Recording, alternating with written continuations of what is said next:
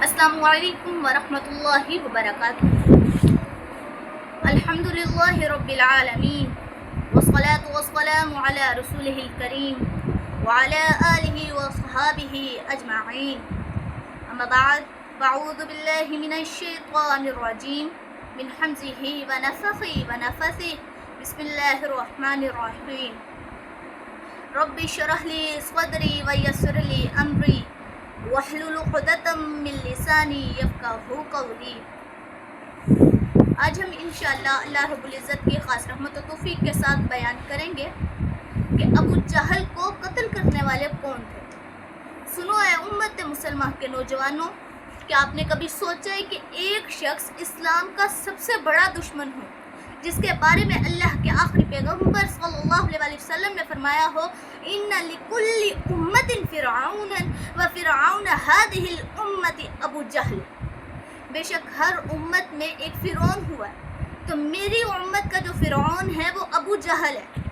یہ وہی ابو جہل ہے جس نے مکہ کی گلیوں میں رسول اللہ صلی اللہ علیہ وسلم پر ظلم کے پہاڑ توڑے، نماز کی حالت میں آپ کی پشت مبارک پر اونٹ کی اوجری پھینکوائی، جس کے ظلم سے مکہ کی گلیاں کانپتی ہوں، وہ زمین پر اس حال میں پڑا ہو کہ سانسیں حلق میں اٹک چکی ہوں۔ تو آپ نے کبھی سوچا ہے کہ اس لعین شخص ابو جہل کو زیر کرنے والا کون ہے؟ اس کو قتل کرنے والا کون ہوگا؟ کیا آپ سمجھتے ہیں کہ وہ کوئی لشکر کا سالار ہوگا؟ کوئی زبردست عظیم جنگجو ہوگا؟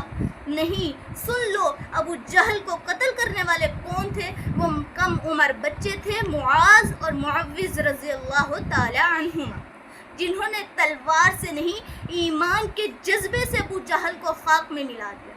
کیا آپ جانتے ہیں کہ معاذ اور معوذ ان دونوں کے دلوں میں کیا تھا؟ کیا کوئی دنیا کی لالچ تھی، کوئی مال غنیمت کی طلب تھی، یا کوئی شہرت کی چاہت تھی؟ معاذ اور معوذ دونوں بھائیوں کے دل میں نہ دنیا کی طلب تھی، نہ مال غنیمت کی چاہت تھی، اور نہ ہی شہرت کی چاہت تھی۔ صرف ایک ہی دل میں بات تھی کہ جس نے ہمارے نبی صلی اللہ علیہ وسلم پر ظلم کیا، جس نے ہمارے نبی صلی اللہ علیہ وسلم کو ستایا، یا جس نے ہمارے نبی صلی اللہ علیہ وسلم کو تنگ کیا، اسے زندہ نہیں چھوڑا جائے گا، خواہ وہ ابو جہل ہی کیوں نہ ہو۔ اے امت مسلمہ کے نوجوانوں، کیا تمہیں خبر ہے کہ آج فلسطین کے مظلوم مائیں، بہنیں، بیٹیاں، بچے تمہارے منتظر ہیں؟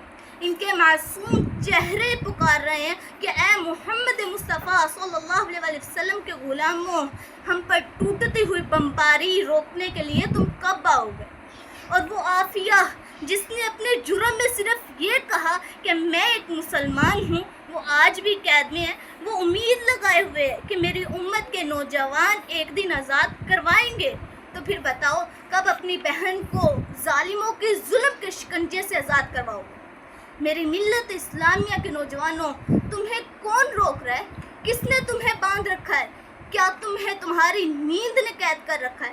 کیا دنیا کی لذتوں نے تمہیں بے حس کر دیا ہے؟ کب تک تم ان گیمز، سکرینز اور خواہشات کی زنجیروں میں بندھے رہو گے؟